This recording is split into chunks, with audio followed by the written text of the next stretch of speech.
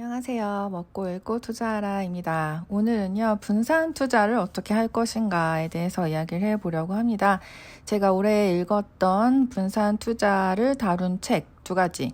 하나는 리처드 번스타인의 소음과 투자라는 책이고요.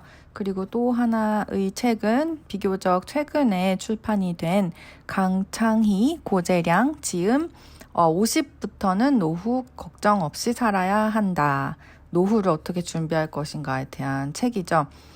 소음과 투자는 이 미디어의 소음이 어떻게 장기 투자와 이익을 얻는 데 방해가 되는가를 다룬 책이죠. 그래서 매일매일의 뉴스를 너무 많이 보고 쓸데없는 소음에 휘둘리다 보면은 주식 투자를 할 때 좋은 성과를 거두기가 어렵다. 그런 이야기를 하고 있는 책이고, 이 50부터는 노후 걱정 없이 살아야 한다라는 책은 노후 대비를 어떻게 할 것인가. 이제 사회가 크게 변하고 있기 때문에 이제 저희 부모님 세대가 자식에게 나를 돌봐달라라고 하는 시대는 갔다. 이제 그런 시대는 갔고 각자 도생의 시대가 왔기 때문에 각자가 어떤 식으로 자산을 축적하고 운용을 해서 노후에 대비할 것인가에 대해서 쓴 책이죠.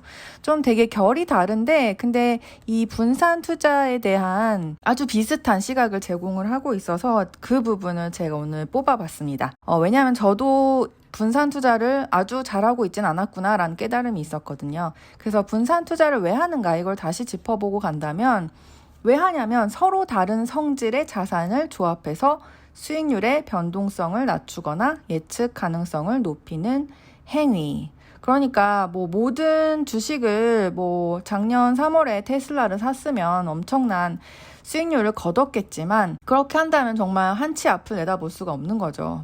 정말 일론 머스크의 한마디에 주식이 올랐다가 내렸다가 엄청나게 흔들리기 때문에 그러한 변동성을 정신적으로 견딜 수 있는 사람 별로 없다. 그리고 장기 투자를 할 때 그런 식으로 투자를 해서는 오래 버티질 못하기 때문에 서로 다른 성질의 자산, 그러니까 주식이 올라갈 때 채권이 떨어진다든지 주식이 빠질 때 금이 올라간다 이런 식으로 다른 성질을 가진 자산들을 조합해가지고 이게 전체적인 포트폴리오의 변동성을 어느 수준 이하로 이렇게 누를 수 있는 그런 투자를 하는 것이 분산 투자이죠.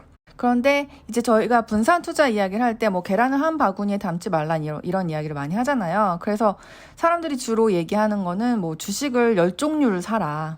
주식 투자를 테슬라, 아마존, 마이크로소프트 이런 식으로 10개를 사면 분산 투자가 되지 않겠느냐? 이런 식으로 이야기를 하고 있는 사람들도 있는데 아주 좁은 시야를 가졌을 때 그런 식으로 분산 투자를 생각할 수 있고 우리는 조금 더 넓은 시야에서 생각을 해야 한다. 그렇기 때문에 총 자본을 어떻게 분산할 것인가까지도 생각을 해야 한다라고 이 두 책에 쓰여 있었어요. 그러니까 총 자본이라는 것은 금융 자본만을 뜻하는 것이 아니고 인적 자본까지 포함을 한다. 주식이나 채권, 현금, 비트코인 이런 거를 다 합쳐서 이제 금융 자본이라고 하는데 그런 금융 자본을 어떻게 쪼개서 배분할 것인가 뿐만이 아니고 금융 자본 더하기 나라는 인적 자본을 어떤 식으로 조합해야 가장 좋은 포트폴리오를 만들 수 있는가까지 생각을 해야 된다는 이야기예요. 그래서 이 책의 내용을 보고 가겠습니다. 소음과 투자에서는 이렇게 말하고 있습니다. 금융 자본이 자본의 전부는 아니다. 분산 투자를 고려할 때는 금융 자본은 물론 지배 위치와 인적 자본 또한 고려해야 한다. 금융 자본만 분산 투자 대상으로 생각하면 심각한 실수를 저지를 수 있다. 지배 위치라는 거는 뭐겠어요? 저 같은 경우에 이제 홍콩에 살고 있기 때문에 아무래도 홍콩의 뉴스도 더 많이 보게 되고 홍콩 사람들이 어떻게 투자하는지도 더 보게 되고 홍콩의 서비스를 이용하게 되고 홍콩의 은행을 이용하다 보니까 아무래도 홍콩 주식을 자꾸 사게 돼요. 많이 사게 된단 말이에요. 그런데 예를 들어서 홍콩에 아주 좋지 않은 일이 생겨서 경제적으로 홍콩이 아주 어려움을 겪는다. 그렇다면 예를 들어서 홍콩에 살고 있는 저의 상황도 어려워지겠죠. 제가 살고 여기 부동산을 가지고 있다면 제 집값도 떨어지겠죠. 그리고 제가 여기서 직업을 가지고 있다면 직업 사정도 안 좋아져서 일자리를 구하기도 힘들어질 수 있죠. 그런데 투자마저도 홍콩 시장에 해두었다면 주식 자산까지도 가치가 아주 많이 떨어질 수 있다. 그래서 그런 식으로 한 지역에 모든 것을 투자하지 말고 예를 들어서 내가 홍콩에 살고 있다. 그러면 주식 같은 거는 다른 지역, 뭐 미국이라든지 유럽, 뭐 아시아 지역 그런 곳에 투자를 해두면 홍콩의 경제 사정이 좋지 않더라도 저의 모든 자산이 박살나는 그런 일은 막을 수 있다는 거죠. 그래서 한국에 계신 분들께도 적용될 수 있는 이야기라고 생각을 하는데요. 한국에 거주하시고 한국에 집이 있고 한국에 직업이 있으시다면 주식은 한국 주식에 아주 많이 투자를 하시기보다는 다른 해외 주식에 투자를 하면 이런 국가적인 경제 위기의 위험에서 조금 더 자유로워질 수 있다라는 이야기입니다. 조금 더 이 책의 내용을 살펴보면 인적 자본에 대해서도 이야기를 하고 있어요. 그래서 금융 서비스 산업 종사자가 금융시장에 투자하면 인적 자본과 금융 자본이 금융 분야에 과도하게 집중되므로 분산 투자 효과는 감소한다. 그러나 이 사실을 제대로 깨닫는 사람은 많지 않다. 그러니까 이 책을 쓴 사람, 리처드 번스타인이 금융권에서 일하고 있는 사람이기 때문에 자기는 이제 월스트리트에 살지 않고 금융에 대한 투자도 많이 하고 있지 않다는 거예요. 왜냐하면 자신의 인적 자본이 워낙 금융에 집중되어 있기 때문에 투자까지도 금융 중심으로 하게 되면 금융 위기라든지 그럼 월스트리트에 안 좋은 일이 닥쳤을 때 내가 얻게 되는 타격이 너무 크다는 거죠. 저 같은 경우에는 이제 전자상거래 분야에서 일을 하고 있는데 그렇다 보니까 저는 전자상거래에 대해서 아는 것이 많다는 생각을 했어요. 그렇기 때문에 뭐 예를 들어서 아마존이라든지 뭐 쇼피파이 이런 기업들에 많이 투자를 했어요. 왜냐하면 제가 잘 아는 분야에 투자를 해야 된다고 생각을 했기 때문에 그런 식으로 투자를 한 거죠.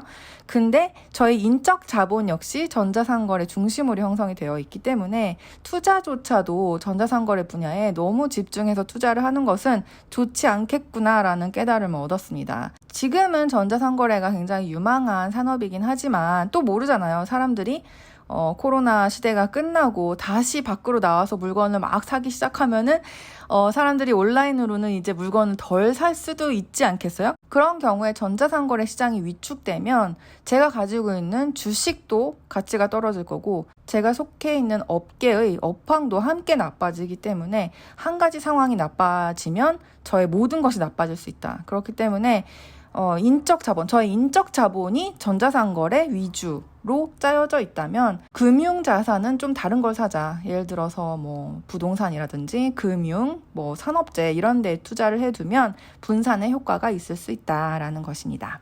그래서 이 책이 소음에 대해서 이야기를 하고 있기 때문에 소음이 어떻게 분산 투자를 방해하나 이 주제에 대해서도 다루고 있어요.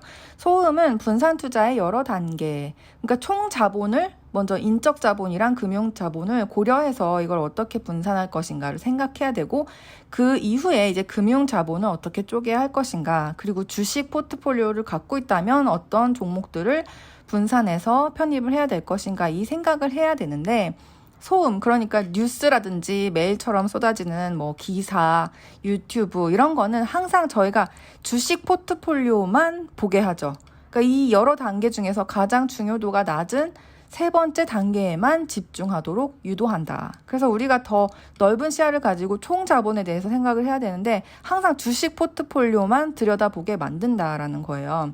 그리고 또 소음은 분산 투자를 하는 사람들을 웃음거리로 만든다. 애널리스트와 포트폴리오 매니저가 분산 투자를 통해 위험을 낮추라고 조언하면 대중매체와 투자자들은 조롱하기 일쑤다. 그래서 뭐 ETF를 사세요. 분산 투자를 하세요. 뭐 적립식으로 조금씩 투자하고 장기적으로 가지고 계세요. 이런 식으로 얘기를 하면 그게 뭐냐, 재미없다, 그런 식으로 해서 돈 언제 보냐, 이런 의견들이 있을 수도 있는데 그런 게 바로 소음이라는 거죠. 그런 소음에 자꾸 휘둘리다 보면은 주식을 샀다 팔았다 하게 되고 회전율이 높아지게 되고 그만큼 좋은 성과를 거두기 힘들어진다라는 이야기를 하고 있었습니다. 50부터는 노후 걱정 없이 살아야 한다 에서도 비슷한 내용이 나와서 굉장히 인상 깊었어요. 그 부분도 조금 읽어보고 가겠습니다. 인적 자산의 시대에는 자산에 대한 기존 관념을 바꿔야 합니다.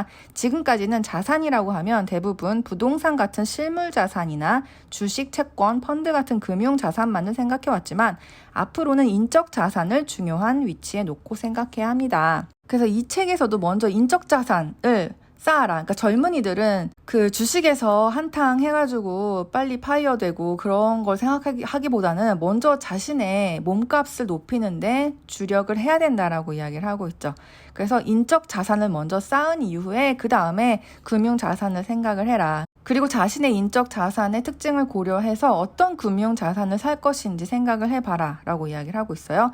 예를 들어서 공무원이나 교직원은 수입의 크기나 근무 기간이 어느 정도 안정되어 있습니다.